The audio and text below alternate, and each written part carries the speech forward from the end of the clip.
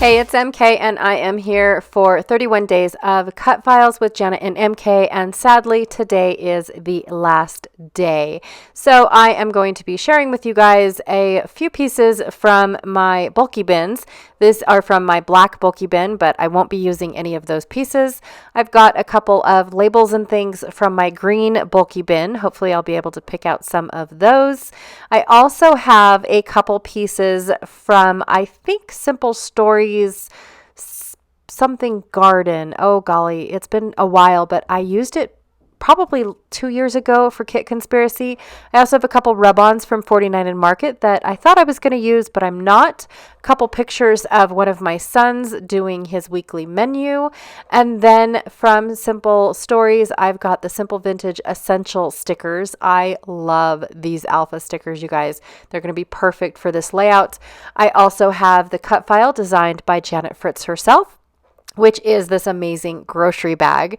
And I have to say that I thought I took pictures specifically for this cut file and I could not find them. So I attempted to take them again and just constantly keep getting distracted on which pictures. So I picked out a couple scraps that I'm going to be using with my cut file. And then for my layout, I have this piece here that is from Reminisce. It's called Love at First Bite. And I love how it's got a whole bunch of ingredients on it. And then it is black and white on gingham on the back that matches my son's flannel. And then from Minte Country Fair, I have the chipboard stickers that have a bunch of cute little vegetables and I think a cantaloupe or a peach. I can't remember.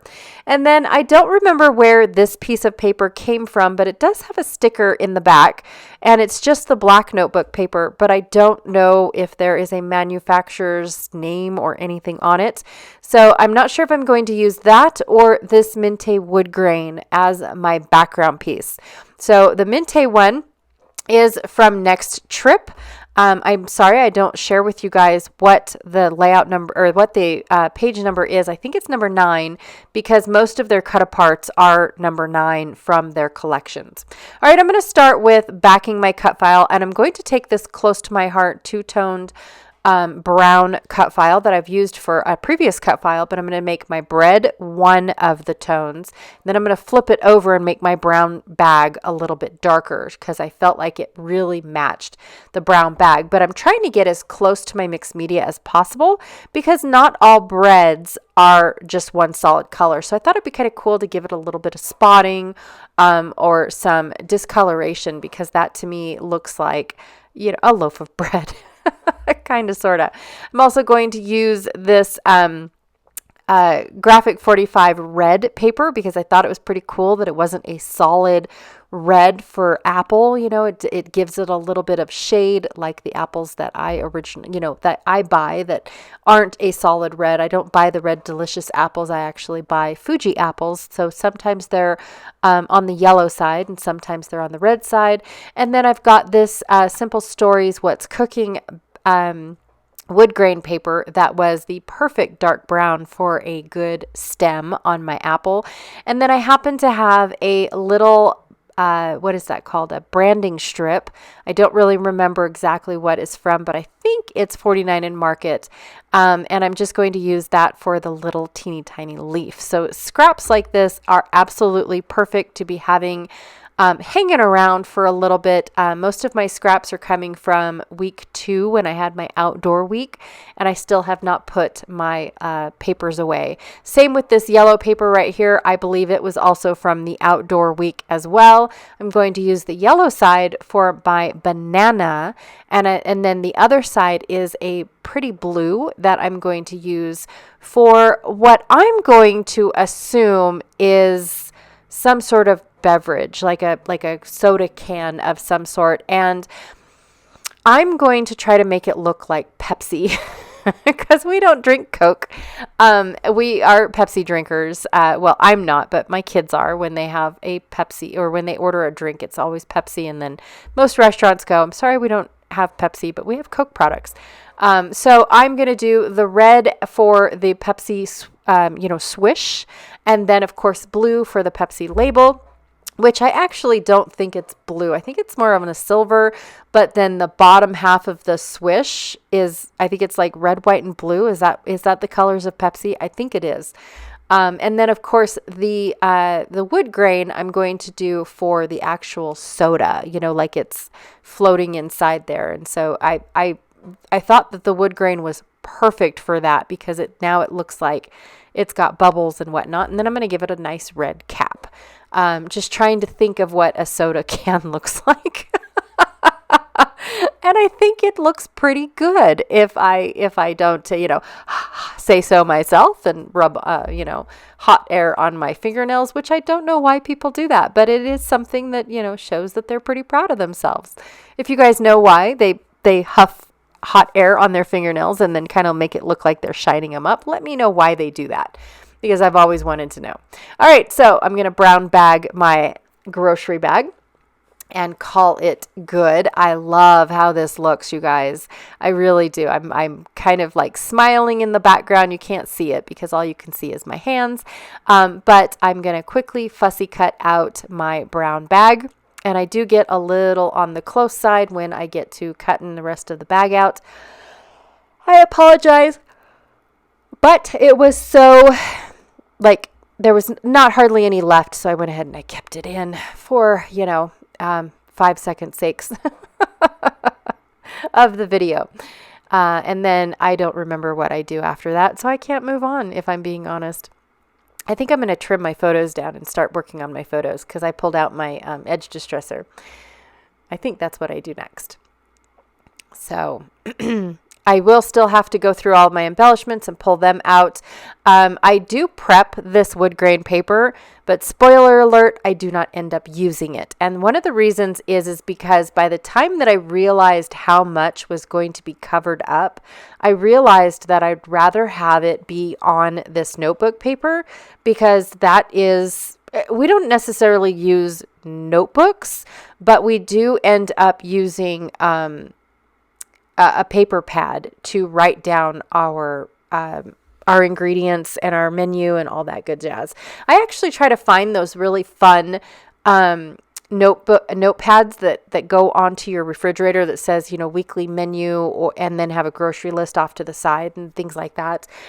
So basically what these pictures are, because the rest of this layout is pretty boring, what these pictures are is my kids have chores, and the chores started once they turned 8 years old, and the older they get, the more we add on to their chore. So when they turned 8, their kitchen chore consisted of, let's empty out the dishwasher and put dishes away, right? Let's learn where the dishes go in a kitchen, and it doesn't necessarily have to be learn where they go, but let's fill up the dishwasher. So they helped mom put the dishes in the dishwasher. So they learned how to load the dishwasher, and then they learned how to unload the dishwasher the next day. And that was their weekly chore with mom. And actually it was just a daily chore because what ended up happening was every day the chore changed. And then the longer that we realized that this needed to become a routine is when we realized it needed to become a week-long chore.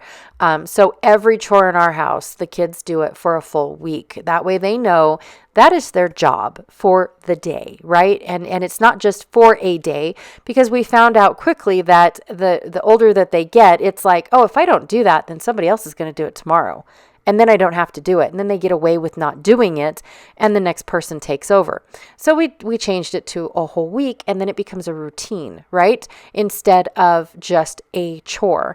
And so one of the chores is in the kitchen. So it's called the kitchen chore. And then they start with it's actually on a Monday, but I had Gabe do it on a Sunday because I needed the pictures, if I'm being honest. And so what they do is they pull out our recipe books and they get out the menu, and they go through, and they're not supposed to repeat a menu. So we can't have spaghetti 4 times a month. I'm just saying, it's not going to happen. So they pull out our recipe books and they start looking for what they want to make for a menu. They also have to check the pantry to see what we already have. They have to check our freezer to see what kind of meats we already own. They have to check to see what we already have and what we can put on the menu before buying new stuff, right? That's just something that we're trying to teach them, not to waste food, or let food go to waste because they might skip over it because they want something new, but they've already paid for something else, like fresh vegetables, potatoes, things like that. That they might have in the pantry. Are there canned veggies going bad? What about things in a jar, things in boxes, stuff like that? And so we try to teach them to be aware of what we already own as well as what we are getting ready to purchase. And so while they are making, they decide on certain menus or certain meals to have, they're also getting up and checking the pantries, checking the refrigerator. We have a pantry out in our garage.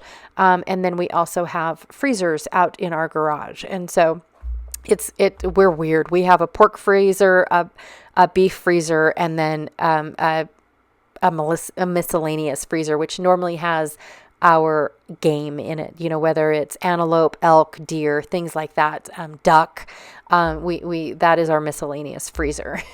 And it's smaller than all the rest because the animals don't produce as much meat as, cows and pigs do. So anyways, I know we're weird, but that is what the children are responsible for. And then they make a grocery list at the exact same time as they are making a menu because they're checking everything as well. And then on top of what they have to check for what they need for dinners, but they also need to check to make sure that they have enough food to make lunches throughout the week, breakfast throughout the week. Do we need more shampoo, conditioner, laundry detergent, trash bags, basically anything that the house needs replenished? That is their job to go and check that out for the week, right? That is their responsibility. It is also their responsibility to throw out food that might have gone bad, vegetables that have been sitting there and didn't get used up, things like that. But now that we've gone to a weekly routine of doing this, we don't have a whole lot of waste. We usually end up doing it really, doing a really good job of double checking everything and whatnot. And another thing that we all have also gotten really good at is over the weekend, we have lunches with our leftovers. So if we have a meal that wasn't like a one-pot meal and everything's in a nice little Tupperware and somebody can call that a lunch for one person, we kind of think of our own meals. What can we make with leftover rice, leftover zucchini and squash, and leftover pork, right? Other than just putting pork, the vegetable, and the rice. We try to come up with, some sort of sauce and mix it all together, make it a nice little Chinese food, something like that. We try to create our own little thing out of what we've had and then try to, extend it so that way it feeds, the five of us, me and the four kids, or, how many of our kids are home for the weekend and not staying at friends' houses. So I do have a lot to say about this because I am very proud of how far my children can come. I feel very confident that they can, go into their own home and be able to, not eat ramen for the first, 6 or 7 years of their life before they learn how to cook, or, and things like that. And I really am proud of this. And what I'm doing is I'm writing it down in a pencil. So that way, because I had so much to say, that way I can erase it easier if I make a mistake, and then I will go over it again in a journal pen and it'll be a lot more permanent. I just didn't do that for you guys right now. So that is my layout, you guys. I did go through my stash and try to find all of the grocery-like items. And for some weird reason, all I could find, oddly enough, are vegetables and fruit. That's it in our scrapbooking supplies. So I will definitely keep that in mind when I go to make our next my next release, right? Because I think we need groceries and things like that. All right, you guys. So that is what I have for you guys today. Thank you for listening to my story. I really do appreciate it when you guys stop by and check out what I'm doing. I'm very sad that today is our last day for 31 days of Cut Files. Be on the lookout for Janet's video for today. Go check her channel out. She is Galaxy Girl Creations here on YouTube. And again, thank you so much for stopping by. I truly appreciate it. And I will check you guys all later. Bye.